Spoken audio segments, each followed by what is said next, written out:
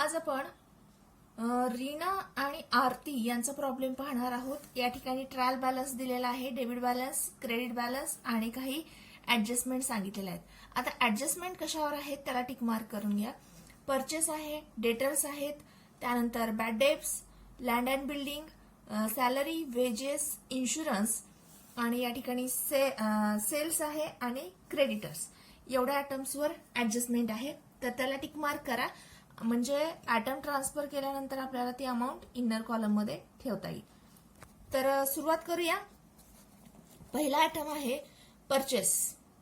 Purchase आहे trading अकाउंटच्या debit साइडला to purchase amount inner column मध्ये 35,500 अमाउंट इनर कॉलम मध्ये। त्यानंतर डेटर्स ऍसेट आहे, डेटर्स ऍसेटला घ्या, डेटर्स 40,000 या ठिकाणी डेटर्सवर पण ऍडजस्टमेंट आहे, त्यामुळे अमाउंट इनर कॉलमला। त्याच्यानंतर सेल्स रिटर्न, सेल्स मधनं लेस केलं जातं, जी काही सेल्सची अमाउंट असेल त्यामधनं सेल्स रिटर्न लेस होतं। त्यानंतर opening stock, trading account debit side opening stock, नेहमी ट्रेडिंगची सुरुवात ही ओपनिंग स्टॉकनच करायची आपल्याला, त्यामुळे ओपनिंग स्टॉक आपण सुरुवातीलाच घेतोय। त्यानंतर bad debts, profit and loss अकाउंटच्या डेबिटला बॅड डेब्ट्स अमाउंट आहे 500, अमाउंट इनरला घ्या कारण याच्यावर ऍडजस्टमेंट आहे। त्यानंतर लँड अँड बिल्डिंग ऍसेट आहे, ऍडजस्टमेंट आहे, amount inner कॉलमला land and building 25,000। त्याच्यानंतर फर्निचर ऍसेट आहे 20,000 ची फर्निचर। त्यानंतर डिस्काउंट आहे, आता हा डिस्काउंट डेबिट साइडला दिलाय म्हणजेच हा डिस्काउंट आपला एक्सपेन्सेस आहे, प्रॉफिट अँड लॉस अकाउंटच्या डेबिटला येणार 1,000। त्यानंतर रॉयल्टी, आता रॉयल्टी हा ट्रेडिंग अकाउंटचा आयटम असल्याने ट्रेडिंग अकाउंटच्या डेबिट साइडला येणार रॉयल्टी अमाउंट 700। त्यानंतर रेंट प्रॉफिट लॉसचा आयटम आहे, इनडायरेक्ट एक्सपेन्सेस असल्याने रेंट येणार प्रॉफिट अँड लॉस अकाउंटच्या डेबिटला। त्यानंतर आहे सॅलरीवर ऍडजस्टमेंट आहे, अमाऊंट इनरला लिहा आणि सॅलरी आहे 3,000। त्यानंतर वेजेस ट्रेडिंग अकाउंटचा आयटम आहे, ट्रेडिंगला घ्या, अमाऊंट 800, वेजेसवर पण ऍडजस्टमेंट आहे, अमाऊंट इनरला।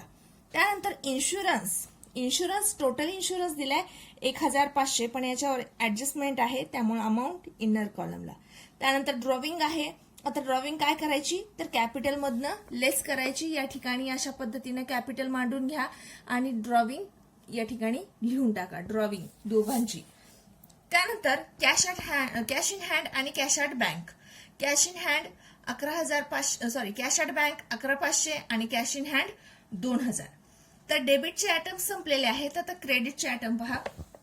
पहिला आहे सेल्स, तर सेल्स आहे 58,200 ची, 58,200 मधनं सेल्स रिटर्न 1,000 लेस केले तर टोटल सेल आता कितीची राहिली 57,200 ची। त्यानंतर आहे परचेस रिटर्न काय करायचं आपल्याला, परचेस मधनं लेस, परचेसची अमाऊंट आहे 35,500, त्यामधनं परचेस रिटर्न किती असतील 500, म्हणजे आउटरला आता परचेस कितीची राहिली फक्त 35,000ची। त्यानंतर आरडीडी, आता ट्रायल बॅलन्स मधला आरडीडी म्हणजे कसला आरडीडी आहे, ओल्ड आरडीडी।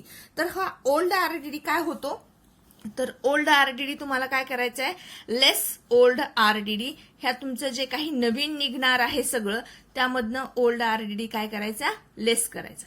त्यानंतर डिस्काउंट आहे, आता डिस्काउंट हा क्रेडिट साइडला दिलाय, म्हणजे इन्कम आहे प्रॉफिट अँड लॉस अकाउंटच्या क्रेडिटला घ्या। त्यानंतर कमिशन आहे, हे पण आपलं इन्कम आहे प्रॉफिट लॉसच्या क्रेडिटला घ्या। आणि शेवटी आहे कॅपिटल, ते आपण पार्टनर्स कॅपिटलला ट्रान्सफर केलेलं आहे। तर आता ऍडजस्टमेंटला सुरुवात करूया। तर पहिली ऍडजस्टमेंट पहा, closing stock valued at ₹22,000, closing स्टॉकचं व्हॅल्युएशन किती आहे 22,000। 22,000 चे दोन इफेक्ट, एक ट्रेडिंग अकाउंटच्या डेबिटला आणि दुसरा प्रॉफिट लॉसच्या ट्रेडिंग अकाउंटच्या, एक मिनिट, क्लोजिंग स्टॉकचे दोन इफेक्ट ट्रेडिंग अकाउंटच्या क्रेडिटला आणि बॅलन्स शीटच्या असेट साइडला। या ठिकाणी पहा, by closing stock trading account credit side आणि balance sheet asset side, balance शीटच्या असेटला क्लोजिंग स्टॉक अमाऊंट 22,000. यानंतर number 2, write off ₹900 for bad debts and doubtful debts and create a provision for reserve for doubtful debts ₹1,000. 900 रुपयाचे bad debts आहेत आणि 1,000 रुपयाचे RDD आहेत. 900चे bad debts आहेत आणि 1,000चा आरडीडी आहे. तर ह्या दोन्ही अमाऊंट काय करायच्यात आपल्याला डेटर्स मधनं लेस करायच्या. तर पहा डेटर्स आहेत तुमचे 40,000चे, त्यामधनं बॅड डेब्ट्स 900 लेस केले, आता राहिले किती 39,100. ठीक आहे. त्यामधनं परत न्यू आरडीडी लेस केला 1,000चा, आता डेटर्स कितीचे राहिले 38,100. इनरलाच का ठेवलेत का तर पुढची ऍडजस्टमेंट सुद्धा डेटर्सवरच आहे, त्यामुळे डेटर्सची अमाऊंट इनरला आपण ठेवलेली आहे. आता हे जे दोन्ही आपण लेस केलेत न्यू बॅड डेब्ट्स आणि न्यू आरडीडी, हे जे दोन्ही लेस केलेलं आहे, हे लेस केलेली अमाऊंट आपल्याला लॉस आहे एवढा, त्यामुळे ह्या दोन्ही अमाऊंट कुठे येणार प्रॉफिट लॉसच्या डेबिट साइडला. इथं पहा पहिले बॅड डेब्ट्स आहेत ओल्ड बॅड डेब्ट्स 500चे, त्यानंतर ऍडजस्टमेंट मधले न्यू बॅड डेब्ट्स कितीचे आहेत 900चे, त्यानंतर ऍडजस्टमेंट मधला न्यू आरडीडी कितीचा आहे 1,000चा. असं ही तिन्हीची मिळून टोटल किती झालीये 2,400. म्हणजे चालू वर्षामध्ये ऍक्च्युअली लॉस आपल्याला 2,400चा झालेला आहे. बरोबर आहे. 2,400चा ऍक्च्युअली लॉस झालेला आहे आणि आपण अगोदर तरतूद कितीची केलती म्हणजेच ओल्ड आरडीडी अगोदर तरतूद कितीची केलती 800ची केलती. म्हणजे आपण ह्या ऍक्च्युअल लॉस मधनं अगोदरची जी काही तरतूद होती ती लेस करणार. म्हणजे आता या ठिकाणी आपल्याला किती लॉस होणार फक्त 1,600. 1,600 कसा आला तर ओल्ड आरडीडी आपण लेस केला. ही स्टेप लक्षात ठेवा. हे अशा पद्धतीनंच तुमची मांडणी आली पाहिजे. पहिल्यांदा ओल्ड बॅड डेब्ट्स असतील, add new bad debts, add new RDD आणि या सगळ्यांच्या टोटल मधनं लेस ओल्ड आरडीडी. ठीक आहे. त्यानंतर number 3, create a provision for discount on debtors at the rate 3% and creditors at the rate 5%. Creditors वर आणि डेटर्स वर डिस्काउंट सांगितले. डिस्काउंट म्हणजे काय असतं तर डेटर्सनी आपल्याला पैसे लवकर द्यावे. डेटर्सनी आपल्याला पैसे लवकर द्यावे यासाठी आपण काय करतो त्यांना काही प्रमाणात डिस्काउंट देतो. डिस्काउंट देतो म्हणजे काही प्रमाणात सूट देतो. फॉर एक्झाम्पल त्यांच्याकडनं आपल्याला एक 20,000 मिळणार असतील तर आपण काय सांगतो बाबा एक 500 रुपये कमी दे पण लवकर दे. म्हणजे हे 500 रुपये जी आपण सूट दिली त्यालाच आपण डिस्काउंट म्हणतो. त्याच पद्धतीनं क्रेडिटर्स सुद्धा आपण त्यांना पैसे लवकर द्यावे म्हणून त्यांनी आपल्याला काही प्रमाणात दिलेली सूट म्हणजे हा डिस्काउंट आहे. आता पहा डेटर्स वरचा डिस्काउंट असू द्या किंवा क्रेडिटर्स वरचा डिस्काउंट असू द्या, दोन्ही डिस्काउंट डेटर्सचा डिस्काउंट असेल तर डेटर्स मधनं लेस करा, क्रेडिटर्सचा डिस्काउंट असेल तर क्रेडिटर्स मधनं लेस करा. हा एक इफेक्ट झाला. आणि दुसरा इफेक्ट आता डेटर्स वरचा डिस्काउंट हा आपला लॉस आहे का तर आपल्याला तेवढे पैसे कमी मिळणार आहेत. डेटर्स वरचा डिस्काउंट आपला लॉस आहे त्यामुळे प्रॉफिट लॉसच्या डेबिटला येणार. आणि क्रेडिटर्स वरचा डिस्काउंट हा आपला फायदा आहे. कसा काय तर आपण क्रेडिटर्सला पैसे देणार आहोत पण त्यातले काही अमाऊंट आपण कमी देणार आहोत त्यामुळे तेवढ्या अमाऊंटचा आपल्याला फायदा झाला. त्यामुळे ती अमाऊंट कुठे येणार प्रॉफिट लॉसच्या क्रेडिटला. म्हणजे क्रेडिटर्स वरचा डिस्काउंट प्रॉफिट लॉसच्या क्रेडिटला आणि डेटर्स वरचा डिस्काउंट प्रॉफिट लॉसच्या डेबिटला. ठीक आहे. आता या पद्धतीने डिस्काउंट काढूया आपण. आणि नेहमी लक्षात ठेवा बॅड डेब्ट्स आरडीडी आणि त्याच्यानंतर सगळ्यात शेवटी डिस्काउंट काढायचे आपल्याला. तर डिस्काउंट येतो 3% डेटर्सवर. आता डेटर्सची आपली अमाऊंट राहिली होती शिल्लक 38,100. याच्या 3% आपण डिस्काउंट काढला. 38,100च्या 3% डिस्काउंट काढलाय तर तो आला 1,143. ही डिस्काउंटची अमाऊंट आपण डेटर्सच्या अमाऊंट मधनं लेस केली. आता आपले डेटर्स राहिले 36,957. ठीक आहे. आणि जेवढी अमाऊंट आपण लेस केलेली आहे डिस्काउंटची तेवढा आपल्याला लॉस झाला कारण एवढी अमाऊंट आता आपल्याला मिळणार नाही. लॉस आहे म्हणून प्रॉफिट लॉसच्या डेबिट साइडला to discount on debtors amount 1,143. अशाच पद्धतीने क्रेडिटर्स मधनं सुद्धा क्रेडिटर्सची अमाऊंट आहे 25,700. 25,700 मधनं 5% डिस्काउंट आपल्याला मिळालेला आहे. क्रेडिटर्सवरचा डिस्काउंट म्हणजे तो डिस्काउंट आपल्याला मिळालेला आहे, त्यामुळं तो डिस्काउंट लेस केला आपण 1,285. हा डिस्काउंट लेस केला म्हणजे एवढी रक्कम आपण आता देणं लागत नाही. आता आपण देणं किती लागतो? फक्त 24,415. आणि जेवढी रक्कम आपली वाचली आहे तेवढा फायदा झाला आपल्याला, त्यामुळे प्रॉफिट लॉसच्या क्रेडिटला घ्या. Bye discount on creditors 1,285. ठीक आहे, आले लक्षात. त्यानंतर आउटस्टँडिंग एक्सपेन्सेस आहेत बघा, वेजेस आणि सॅलरी. वेजेस आउटस्टँडिंग आहेत 700 रुपयाचे. पहिले 800 होते, त्यामध्ये 700 ऍड केले. आउटस्टँडिंग आपण ऍड करतो. आउटस्टँडिंगची अमाऊंट आपण ऍड करतो, त्यामुळे वेजेस मध्ये आपण अमाऊंट ऍड केली. टोटल अमाऊंट झाली 1,500ची वेजेस. तसंच सॅलरीमध्ये सुद्धा आउटस्टँडिंगची अमाऊंट जी काय आहे ते ऍड करा. 3,000ची सॅलरी आहे, त्याच्यामध्ये 800 रुपये आउटस्टँडिंग ऍड केले. टोटल सॅलरी झाली 3,800ची.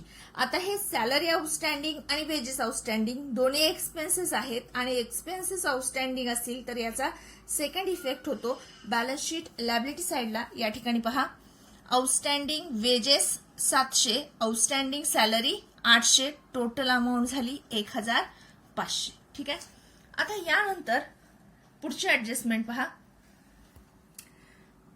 Insurance is paid for 15 month. 15 महिन्याचा इन्शुरन्स आहे.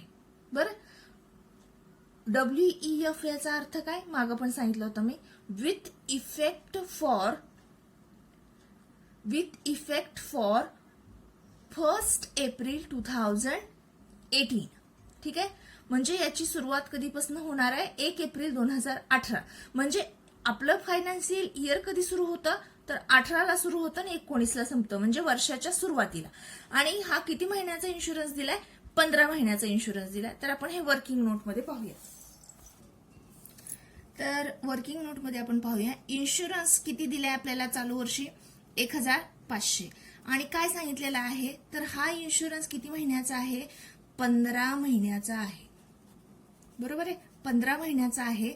आणि त्याचा विथ इफेक्ट फ्रॉम कधीपासून आहे? 1 एप्रिल 2018. आणि आपलं वर्ष कधी संपतं? 31 मार्च 2019. ठीक आहे, म्हणजे वर्ष सुरू झाल्यापासून वर्ष संपतं, प्लस आणखीन एक्स्ट्रा पुढच्या वर्षातले किती महिने येतात? तर 3 महिने येतात. म्हणजे एक्स्ट्रा किती महिन्याचा, ऍडव्हान्स किती महिन्याचा दिलाय? तर 3 महिन्याचा दिलाय. बरोबर आहे. मग आपल्याला 3 महिन्याचा जो एक्स्ट्रा आहे तो यातनं काढायचा आहे. तर कसा काढणार? तर पहा, 1,500 किती महिन्याचा आहे? 15 महिन्याचा आहे. तर मग 3 महिन्याचा किती असेल? तिरकस गुणाकार करायचा. 1,500 गुणिले 3 भागिले 15. 15 तर किती आला आपला इन्शुरन्स 3 महिन्याचा? 300 रुपये. बरोबर आहे. बघा कसं काढला. 1,500 किती महिन्याचा आहे? 15 महिन्याचा आहे. तर 3 महिन्याचा किती असेल? तिरकस गुणाकार केला. 1,500 गुणिले 3 भागिले 15 किती आलं? 3 महिन्याचा 300. मग एवढी अमाऊंट काय करायची आहे? आपल्याला इन्शुरन्स मधनं लेस करायची आहे, का तर ही पुढच्या 3 महिन्याचा आहे, नेक्स्ट इयरचा आहे. त्यामुळे आपण हा प्रीपेड इन्शुरन्स म्हणून लेस करणार. बघा इथं इन्शुरन्स मधनं लेस प्रीपेड 300. आउटरला किती राहिले? 1,200 राहिले. आणि जे लेस केलेले आहेत तो जादाचा केलेला खर्च आहे तो कुठे येणार? बॅलन्स शीटच्या असेट साइडला. या ठिकाणी पहा, प्रीपेड इन्शुरन्स अमाऊंट 300. ठीक आहे. आता यानंतर नंबर 6 ची ऍडजस्टमेंट आहे डिप्रिसिएशनची आहे. बघा, बिल्डिंगवर डिप्रिसिएशन आहे 5%. बिल्डिंगच्या किती डिप्रिसिएशन आहे? 5%. आणि ही अमाऊंट येते 1,250. 1,250 अमाऊंट येते. बिल्डिंगच्या अमाऊंट मधनं ही अमाऊंट लेस केली. आउटरला बिल्डिंग राहिली 23,750ची. आणि जेवढं डिप्रिसिएशन आहे तेवढा लॉस आहे, त्यामुळे प्रॉफिट अँड लॉस अकाउंटच्या डेबिट साइडला पहा, या ठिकाणी टू डिप्रिसिएशन ऑन बिल्डिंग 1,250. आता शेवटची ऍडजस्टमेंट काय आहे? तर शेवटची ऍडजस्टमेंट आहे तुमची, Reena and Aarti are sharing profit and losses in their capital ratio. Capital ratio बऱ्याच जणांना माहित नसतो, त्यामुळे थोडक्यात सांगते. कॅपिटल रेशिओनुसार त्या दोघी त्यांचा प्रॉफिट अँड लॉस डिवाइड करून घेणार आहे. तर कॅपिटल रेशिओ मी या ठिकाणी थोडक्यात तुम्हाला सांगते. पहा इथं, आता ही रीनाचं कॅपिटल किती आहे? 50,000. आणि दुसरी कोण आहे? आरतीचं कॅपिटल किती आहे? 30,000. आणि रेशिओ कसं सांगितलंय? त्यांच्या कॅपिटलच्या प्रमाणात रेशिओ सांगितलाय. बरोबर आहे. मग वरचे 4 शून्य गेले, खालचे 4 शून्य गेले. आता राहिले किती? 5, 3. म्हणजे रेशिओ कसा आहे? 5:3. म्हणजेच कसं येणार? 5/8, 3/8. असा हा त्यांचा प्रॉफिट शेअरिंगचा रेशिओ येणार. आणि या रेशिओनुसार आपल्याला काय करायचंय? त्यांना आलेला नेट प्रॉफिट डिवाइड करून द्यायचंय. तर या चालू प्रॉब्लेम मध्ये या ठिकाणी आपला जीपी म्हणजेच ग्रॉस प्रॉफिट येतोय 23,900 आणि नेट प्रॉफिट येतो 13,592. आणि दोघींना 5:3 या रेशिओनुसार डिवाइड करून दिलं तर रीनाला येतो 8,495 आणि आरतीला येतो 5,097. ठीक आहे. तेवढी अमाऊंट त्यांच्या कॅपिटलमध्ये ऍड करा. मग रीनाचं कॅपिटल येईल 56,495, आरतीचं येणार 34,097 आणि बॅलन्स शीट क्लोज होतीये 1,16,507. ठीक आहे. तर हा प्रॉब्लेम तुम्ही स्वतः सोडवा. सोपा प्रॉब्लेम आहे, लगेच लक्षात येईल. जर काही अडचण वाटली तर व्हिडिओ रिपीट करून पहा.